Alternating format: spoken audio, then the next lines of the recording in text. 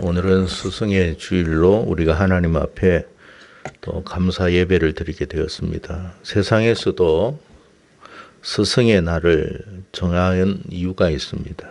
왜냐하면 그것은 교육의 중요성 때문에 그렇습니다.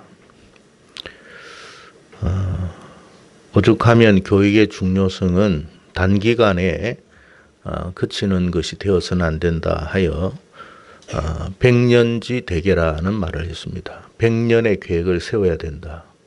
멀리 보고 교육을 해야 된다 하는 것이 그만큼 교육의 중요성을 강조하는 말일 것입니다. 교육이 다음 세대로 또 제대로 전달되지 않고 세워지지 않으면 사실 그 나라의 미래는 없습니다.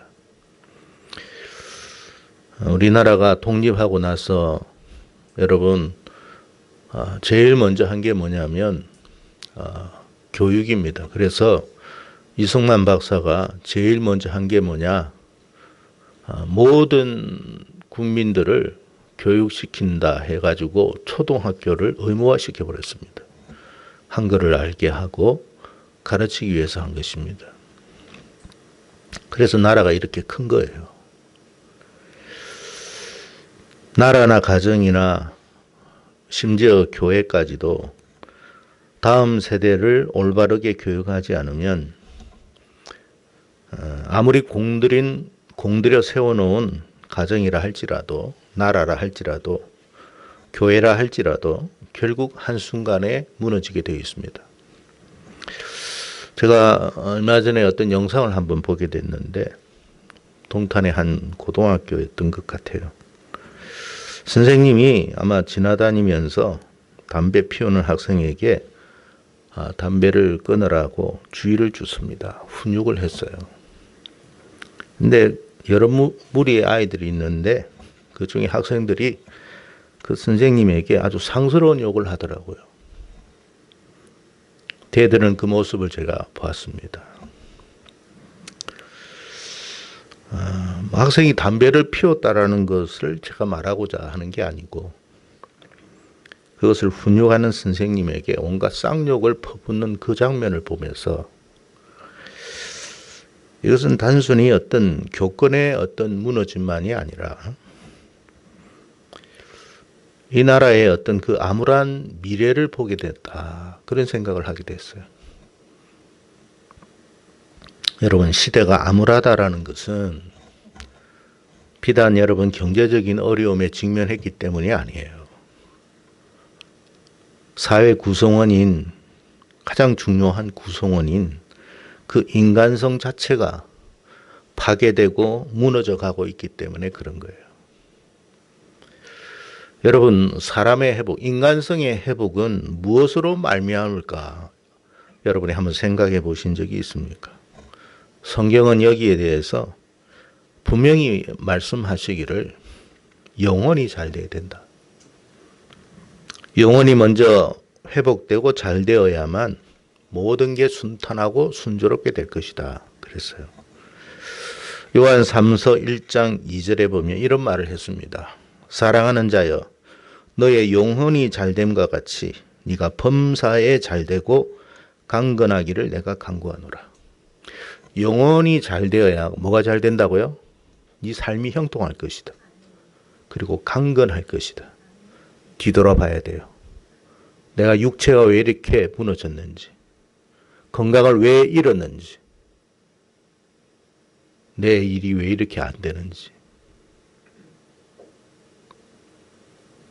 하나님은 우리의 삶과 우리의 육체를 통해서 우리의 영혼을 보게 하기 위해서 그런 거예요.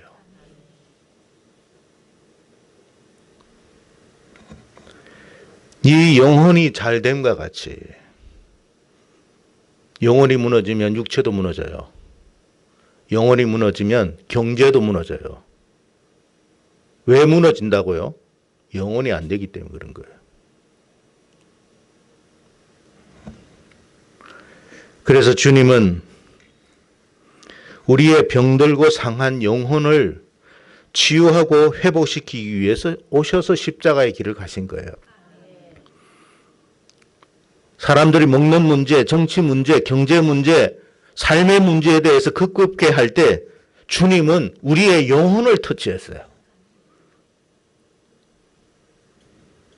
오늘날 세상이 점점 피폐해 가고 완악해지는 이유는 뭐냐면 단지 여러분 세상의 어떤 교육이 부족해서가 아닙니다.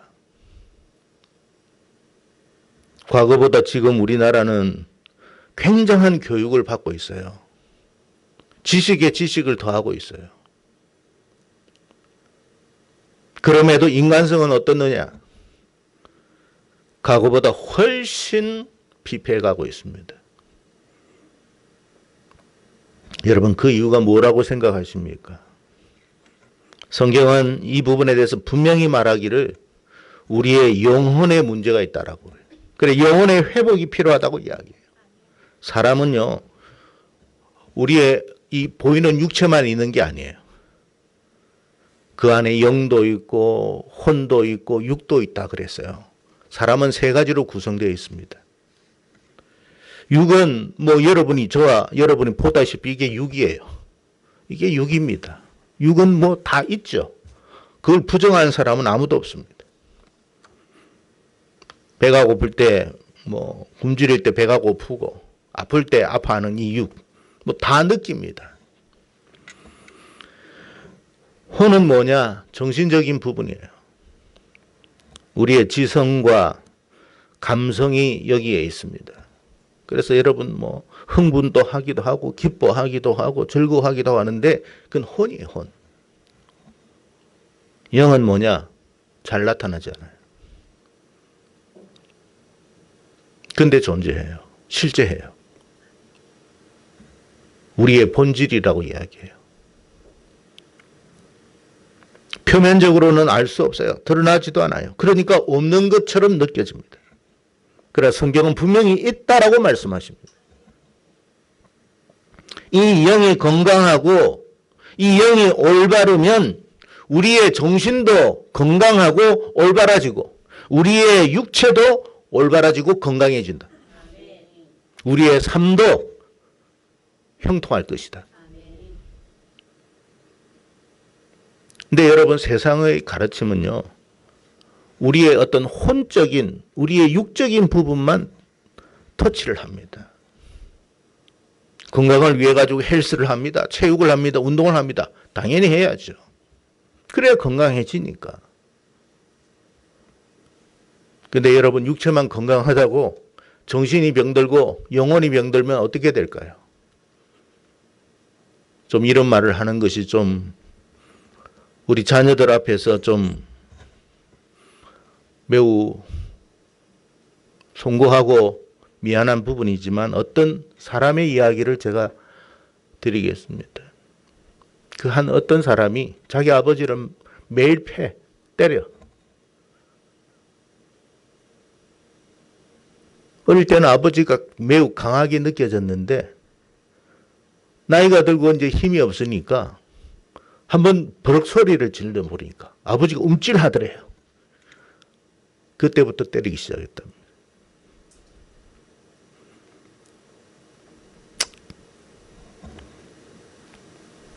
자녀 잘 키우세요. 그 사람도 자녀에게 맞으려고 자녀를 낳고 키운 건 아닐 거 아닙니까?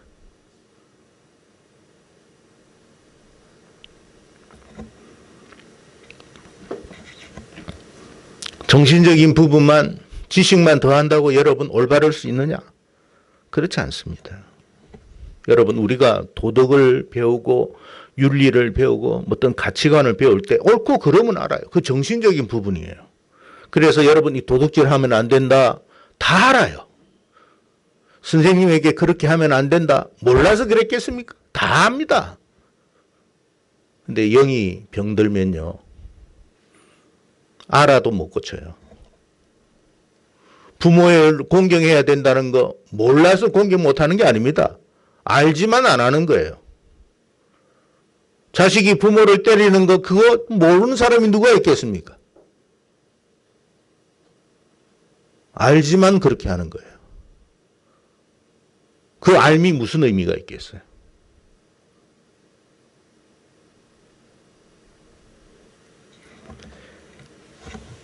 아무리 정신적으로 알고 육체가 그걸 알아도 영이 병들면 그 무용지물입니다. 실행할 능력이 없다라고 이야기해요. 그게 영적인 타락이에요. 타락. 에?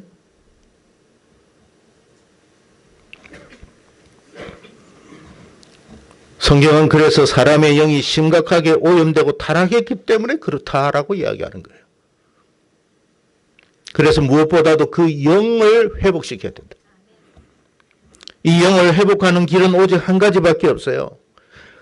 그 영혼의 생명의 기운이 들어가야 돼요. 근데 그 생명이 어디 있다고요? 요한은 말합니다. 하나님의 말씀 안에 생명이 있다. 왜 우리가 말씀을 들어야 합니까?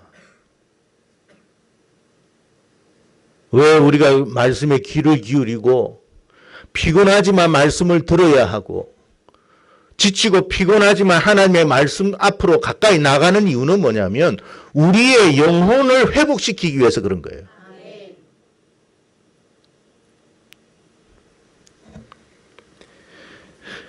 그래서 하나님의 말씀은 요한은 빛이요 생명이라 그랬어요.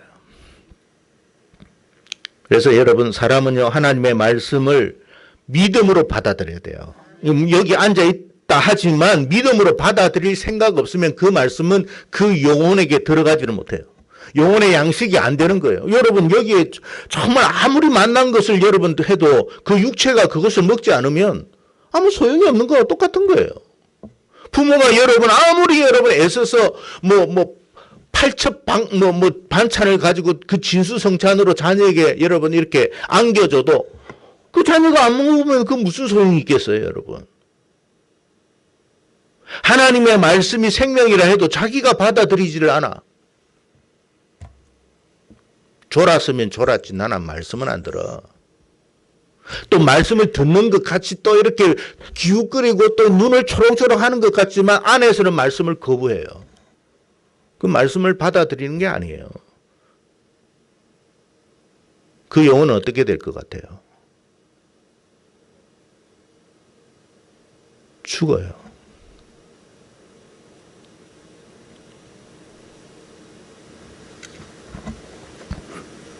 그러면 어떻게 될 것 같아요? 그 정신은 피폐해 가요. 정신이 피폐해 가면 어떻게 될 것 같아요? 선생님에게 욕을 해도 아무런 느낌이 없어요. XS 새끼야라고 하더라고요. 때려봐 그러더라고. 고발해 버릴 테니까. 참. 그런 애들 교육하면 뭐합니까?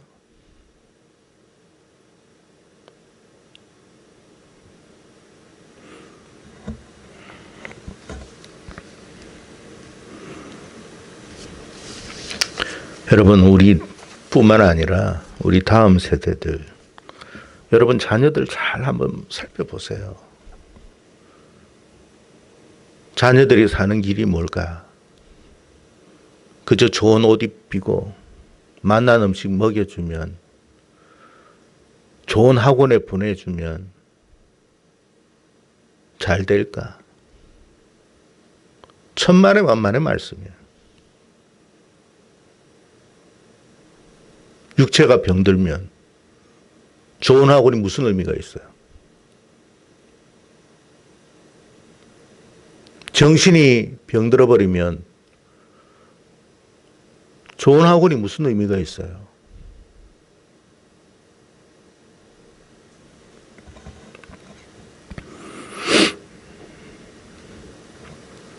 문제는 뭐냐? 더 심각한 문제는 뭐냐면 하나님의 말씀이 올바르게 선포되고 가르쳐야 할 그 교회가 하나님의 말씀의 부재가 일어날 때 제일 심각해집니다.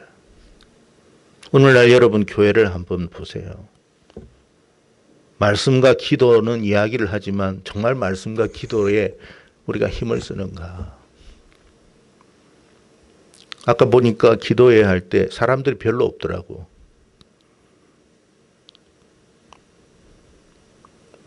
예배에 어떤 의미가 없다는 거죠.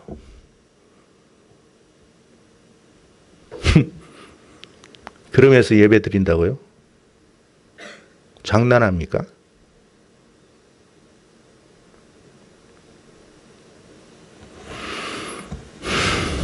앞으로 기도할 때 다른 것 다 스톱하십시오.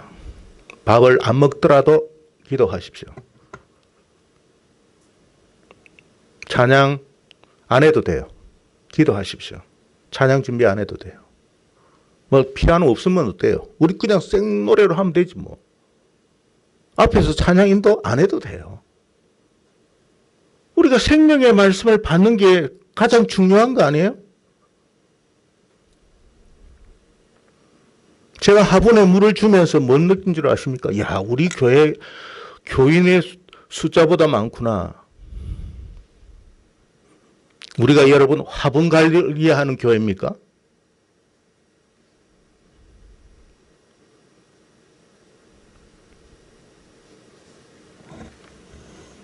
저 화분 3분의 1로 줄여버리십시오.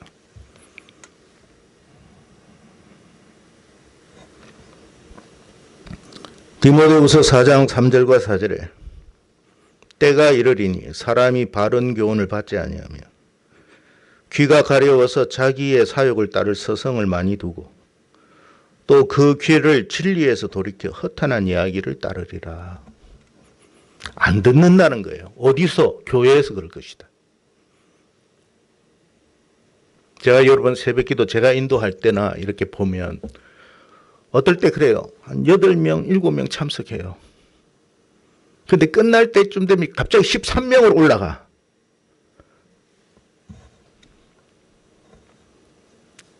쇼를 하는 거죠. 하나님 보시기에 참 가관이다. 그리고 마지막에 아멘 감사합니다. 그러려고 우리가 새벽 기도합니까?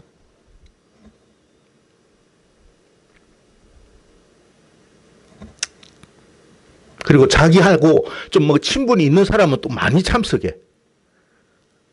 또 별로 또 관계가 좀 그렇다 싶으면 또 참석을 안 해.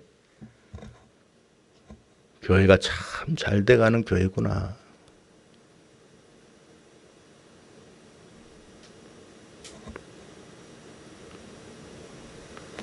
지금 몇 명이 있느냐가 중요한 게 아니라 우리의 상태가 하나님 보시기에 합당하지 않구나.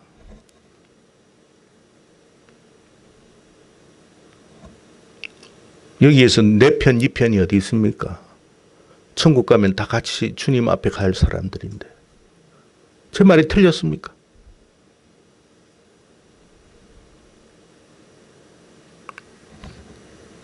그래서 여러분 바울이 디모데후서에 때가 이를 것이니 사람이 바른 교훈을 받지 않을 것이다. 어디에서? 지금 여러분 바울이 누구에게 편지 썼느냐면 디모데에게 편지를 썼는데 그때 디모데는 에베소 교회의 목사였습니다. 왜 바울이 디모데에게 이런 편지를 썼을까요? 에베소 교회가 그런 상태라는 걸 바울이 이미 들었기 때문에 디모데에게 위로차 편지 쓴 거예요.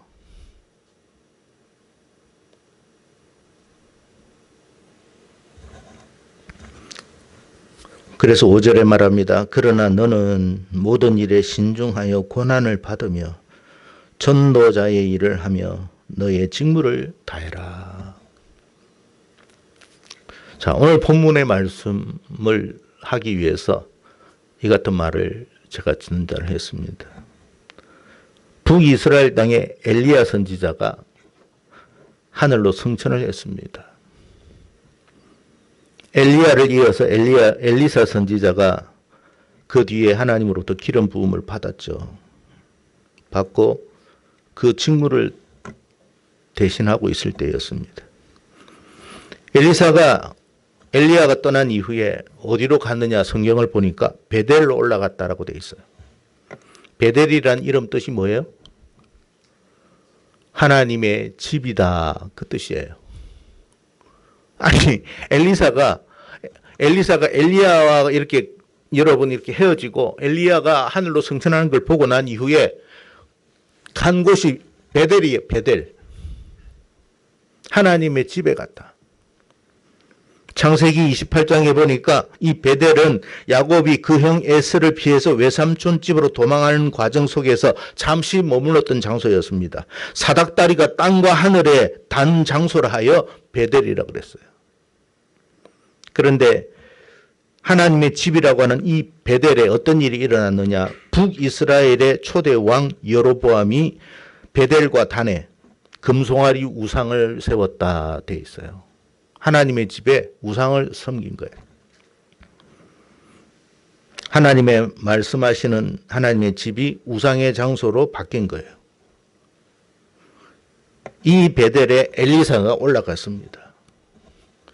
그런데 그곳에 작은 아이들이 성읍에서 나와서 뭐라고 엘리사를 조롱했느냐면 대머리여 대머리여 올라가라 올라가라 그랬어요. 엘리사가 대머리였던 것 같아요.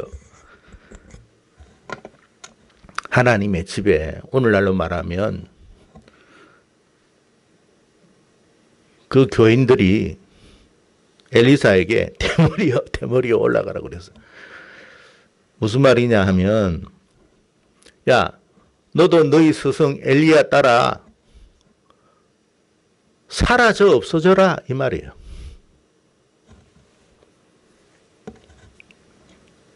하늘로 올라갔다는데 너도 좀 사라져 없어져라.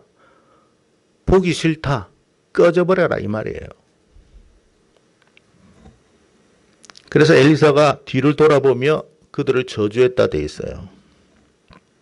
근데 갑자기 수풀에서 뭐가 나왔다고요? 암곰 둘이 나왔습니다. 그곳에 아이들이 얼마나 그곳에 모이는 사람이 얼마나 많았는지 그 모인 중에 42명이 죽었어요. 우리가 여기서 좀 의아하게 생각할 것은 아니 애들이 하는 그 이야기를 아무리 좀 화가 난다고 이렇게까지 저주할 필요가 있나 싶으죠. 근데 여기 성경의 작은 아이들이라고 하는 연령대는요. 우리가 생각하는 뭐 유치원생들이 아니에요. 20대 전후를 말하는 거예요. 어떤 성경에서는 여러분 병사들을 일컬었을 때 쓰는 단어이기도 해요. 여러분 병사들은 이스라엘 백성들이 20대 후반부터 20대부터 나가요. 그러니까 그 또래 나이에. 그러니까 오늘날로 말하면 중고등학생이 정말 좀 최소한 중학생 아니면 고등학생 정도 되는 아이들이에요. 근데 그 무리가 얼마나 많았냐면 그 중에 42명이 죽었으니까 떼거지로 나와가지고 그냥 야 보기 싫다 올라가라 꺼져라 이 말이거든요. 오늘날로 표현하면 뭡니까? 엘리사 목사 야 이 새끼야 꺼져 이 새끼야 이 말이에요. 어디에서 그랬다는 거예요? 교회에서 그랬다 이 말이에요. 여러분 제가 아까 동탄 이야기 했죠. 학교 선생님을 학생들이 그렇게 하는 시대가 됐는데 교회에서라고 그런 일이 일어나지 않는다는 일이 확신할 수 있습니까? 아니에요. 조만간 그 일이 일어날 거예요.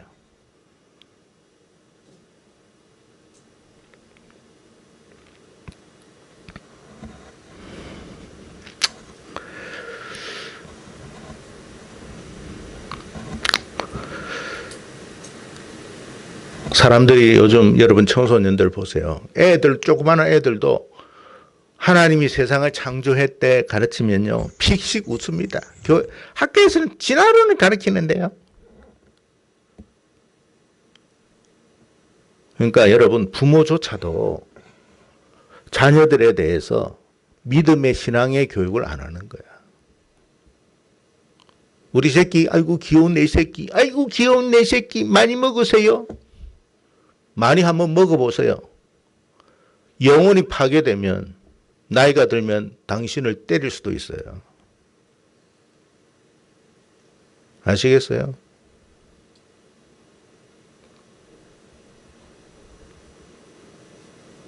아니 여러분 생각해보세요. 사진을 찍고 지금 영상을 찍고 있는데도 그러더라니까. 두렵지가 않다라는 거예요. 창피할 생각도 안 가져요 요즘은. 그만큼 시대가 이렇게 되어버렸어요. 그 옆에 있는 애들이 낄낄낄 웃습니다.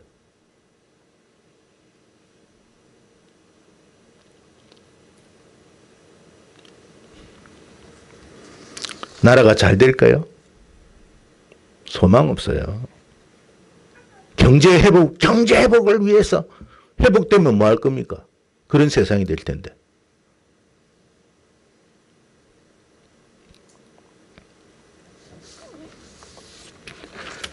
지금 이 시대에 필요한 것은 여러분 세상적인 교육이 아니에요. 그게 필요 없다는 말이 아니에요. 그것만으로는 안 돼요. 세상의 교육은 사람을 변화시킬 수가 없어요. 아무리 혼을 터치하고 육을 강화시킨다고 해도 사람은 이것으로 변화되지 않아요. 사람의 본질을 사람을 변화시키는 건 그 본질적인 거예요. 영이에요, 영.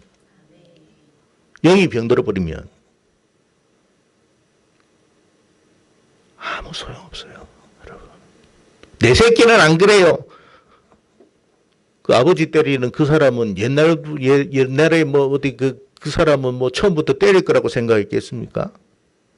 지금 그런 사람들 많아요. 그런 가정이 많은데 말을 못 하는 거예요. 창피해서.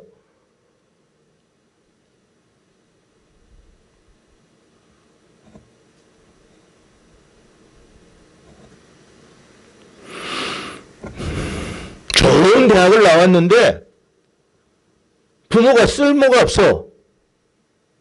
어떻게 하겠어요?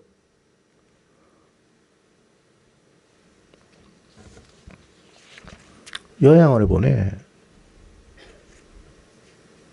그러니까 여러분 어쩔 수 없이 보내는 게 아니라 그냥 귀찮아서 보내는 거예요.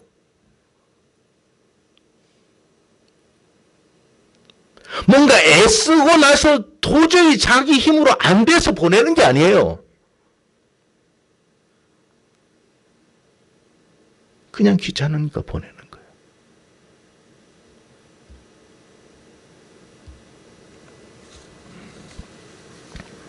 왜 그래요? 그 사람들이 교육을 못 받아서 그렇습니까?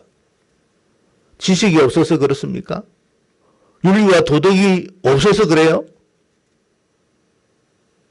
부모 공경에 대한 이야기, 스승에 대한 공경에 대한 이야기를 몰라서 그렇습니까? 왜 뭐합니까? 할 의지가 없는데. 그 의지가 어디에서 나온다는 거예요? 영에서 나온다 이 말이에요. 영.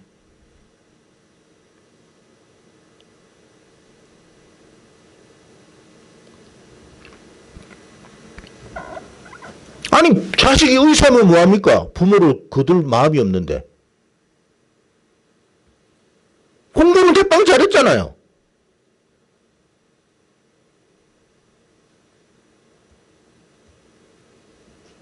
교사면 뭐합니까? 자식이. 우리 아들은 교사야. 무슨 혜택을 받고 있습니까? 뭐 혜택을 받기 위해서 그렇게 한 것도 아니지만.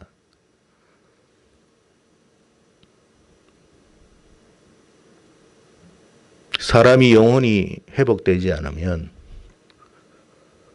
아는 것도 쓸모가 없게 되는 거예요. 아무것도 못 배운 사람도 그 영혼이 깨끗하면 도덕을 가르치지 않아도 윤리적이고 도덕적인 사람이 돼요. 훔쳐가라고 해도 안 훔쳐가요.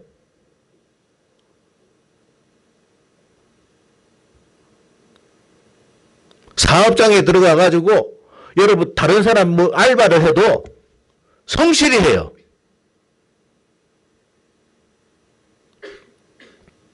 영혼의 문제지 배움의 문제가 아니에요.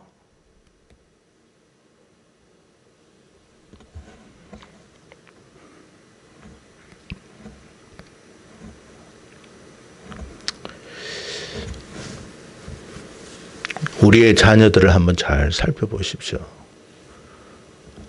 지금 그 자녀의 상태가 어떻는지.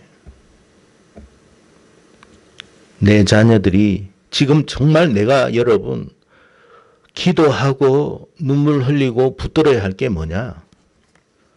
그 세상적인 게 아니에요. 다음 세대예요. 그 영혼이 잘 되기 위해서 온 마음을 쏟아야 하는 것이 지금이에요. 나의 성공, 나의 출세 중요하죠. 근데 자녀가 다 무너지면 그 성공이 무슨 의미가 있어요?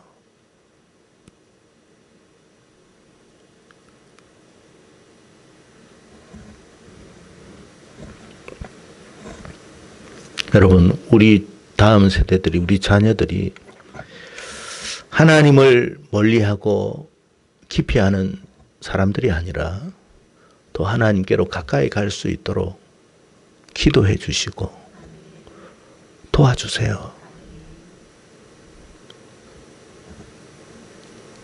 최고의 스승은 누군 줄 아세요? 자기 부모입니다. 그 부모예요, 부모. 부모만큼 좋은 스승도 없어요.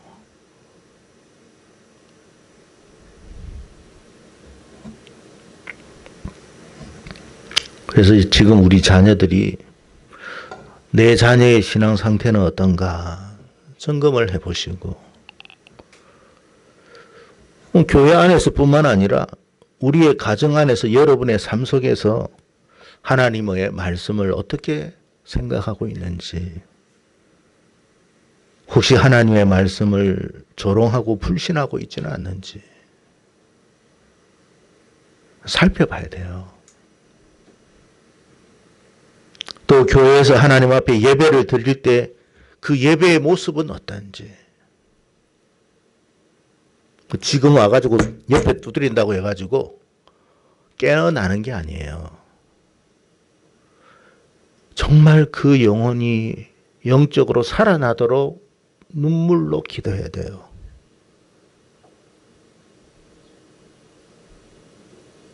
지금 우리가 내 팔 하나 다친 그게 중요한 게 아니고 내 자녀가 사는 게 중요한 거예요. 하나님, 내가 병신이 돼도 괜찮으니까 내 자녀를 온전케 해주십시오. 저는 그렇게 해도 상관없어요. 내 자녀만 온전할 수만 있다면. 그게 진짜 부모예요. 자녀가 지금 죽어가는지 살아가는지 그건 모르고 자기 육체만 생각해.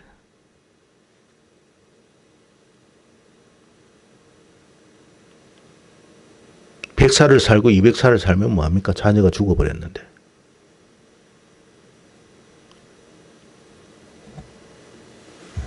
하나님 살려주세요. 하나님 좀 살려주세요. 그 우리의 마음이 하나님께 전달돼야 돼요. 하나님은 아시잖아요. 진짜인지 가짜인지. 진짜를 원하는지 가짜를 원하는지 알잖아요. 기도 제목을 보면 자녀에 대한 이야기들이 없어.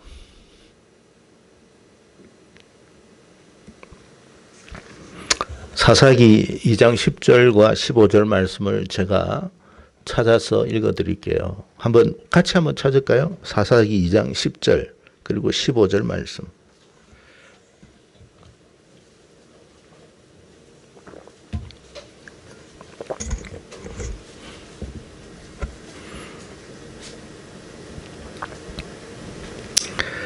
자, 사사기 2장 10절부터 먼저 읽겠습니다. 시작. 그 세대의 사람도 다 그 조상들에게로 돌아갔고 그 후에 일어난 다른 세대는 여호와를 알지 못하며 여호와께서 이스라엘을 위하여 행하신 일도 알지 못하였더라.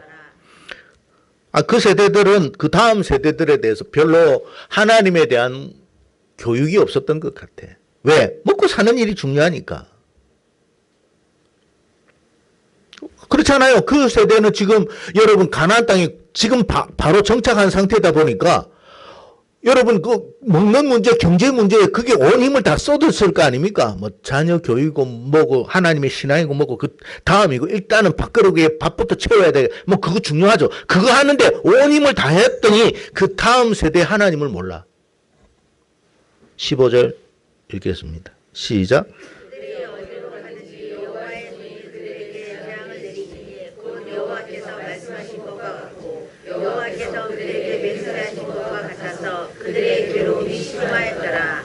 하는 일마다 안 되네. 누가요? 그 자녀들이.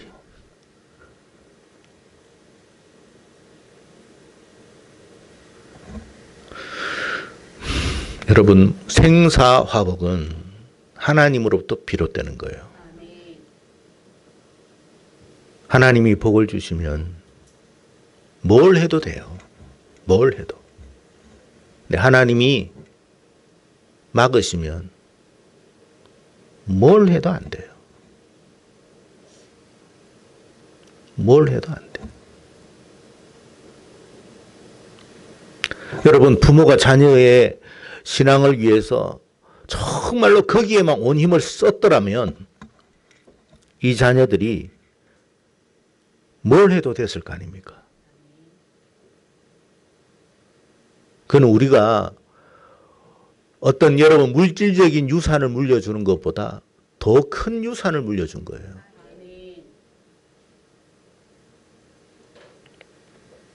그러니까 여러분, 그들의 자녀들이 어떻게 되냐? 괴로움이 심하였더라.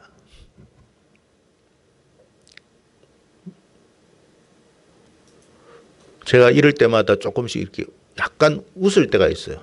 제 아내가 이상하게 보더라고.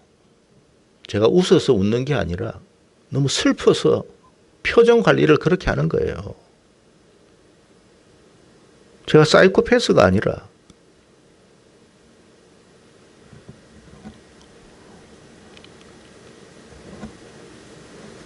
괴로움이 심하더라. 여러분, 사람이, 여러분도 아시지만 살면서 너무 힘들다 보면 마음이 무너지고 괴로울 때 먹어도 먹은 게 아니고 자도 자는 게 아니고 누려도 누리는 게 아니에요. 좋은 걸 봐도 좋은 게 안 느껴져.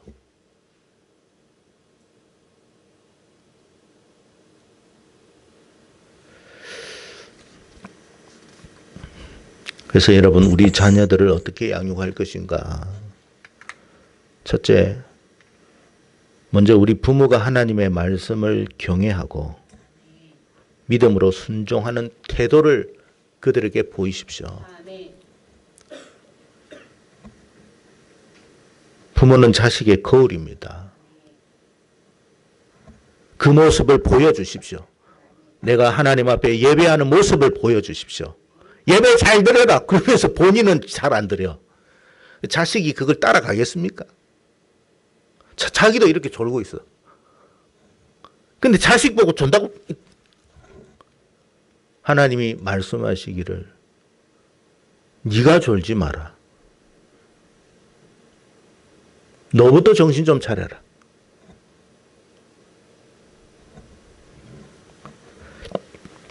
두 번째, 자녀를 위해서 눈물로 기도하십시오.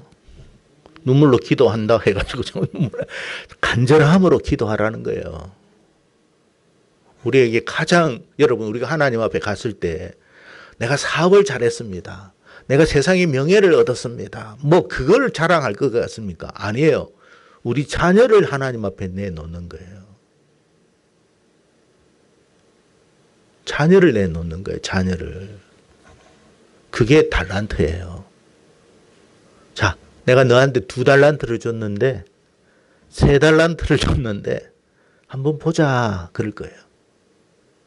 근데 그 달란트가 썩었어.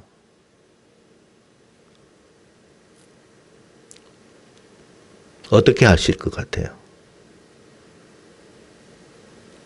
악하고 게으른 종아 그럴 거예요. 내게서 떠나가라고 그럴 겁니다.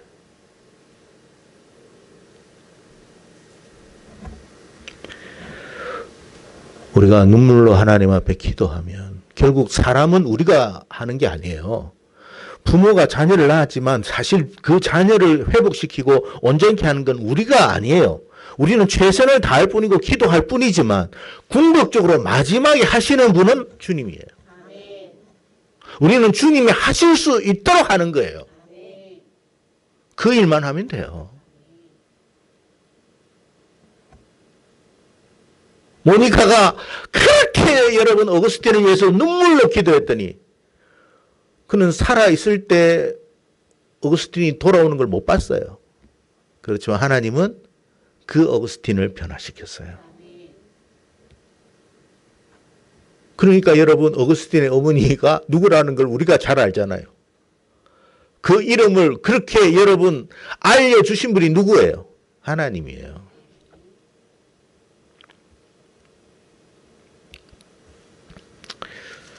오늘 스승의 주일을 맞이해서 여러분, 화단에 있는 화분보다도 숫자가 적은 교회가 아니라 정말 하나님의 생명이 넘치는, 특히 우리 다음 세대가 넘치는 그런 교회가 되도록 기도하십시오. 정말 중요한 게 뭔지를 알고 좀 섬길 수 있었으면 좋겠어요. 그런 저와 여러분 되기를 주의 이름으로 축복합니다.